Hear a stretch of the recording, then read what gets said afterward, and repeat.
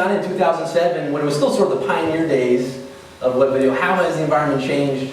It's a little surprising. I mean, does everybody here know Super Deluxe? You remember Super Deluxe? They were amazing. And a friend of mine named Dan Pasternak was there doing that. So we saw a couple of people with this idea. I thought if you and I were sitting here in 2012 that by now there'd be tons more.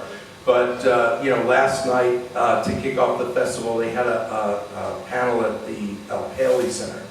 So they asked me to sit with the head of Funny or Die, the head of College Humor, and that was kind of a nice night for us because they're the guys with the tens of millions of dollars of backing that we never had. But what's changed, I guess, is that now for the first time, and this is really only in 2012, big places like YouTube are writing checks to jerks like me. Exactly. And some of the other big companies have followed suit. So that's good, and then advertising is getting better, but that's the hardest thing. Yeah, and the money from YouTube, it's allowing you to create all these new channels and a lot of new content. We have a clip from one of the original shows, Daddy Knows Best. Oh, I love this show. Yeah. So we do original series with talent that we love. So Steve Ranazizi is on The League.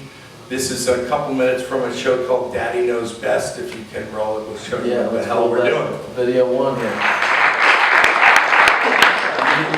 Usually, just always starts with the person, the artist, the vision, and then I guess the hardest part is we say no almost all the time, because if we say yes, it means we want to support it with you know, everything that we've got, as opposed to the other ideas out there, which are, hey, please upload your video and we'll give you nothing, and it's going to be great, and you know, trust us. There's a, you know, I just feel like that's covered out there. There's a million places where you can just upload your shit and cross your fingers, you know. So we went the other way, which was almost like stealing pages from the HBO playbook to say, let's just try to focus on the very, very best stuff that we can. I mean, that's funnier than most of the stuff on television, I would say, and it's on the internet, and it's easy to access, it's free, it's great.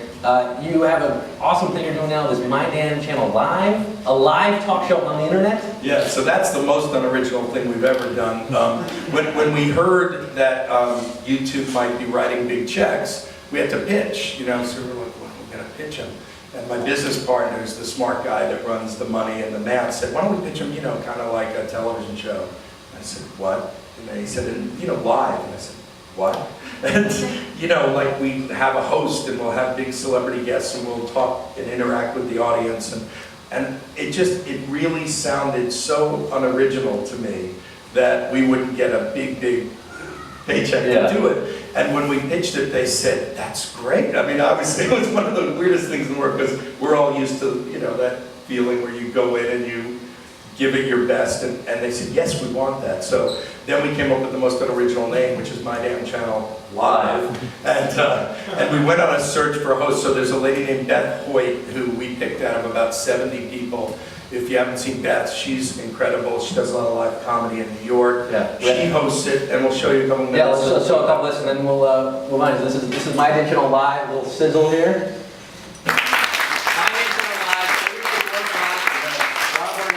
Awesome work here. I love the fact that you make the internet more fun to watch and the high quality content. And thank you for being here. And good luck with the power.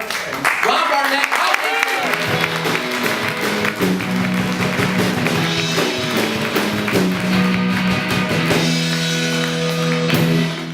Boy, we're just zipping along here.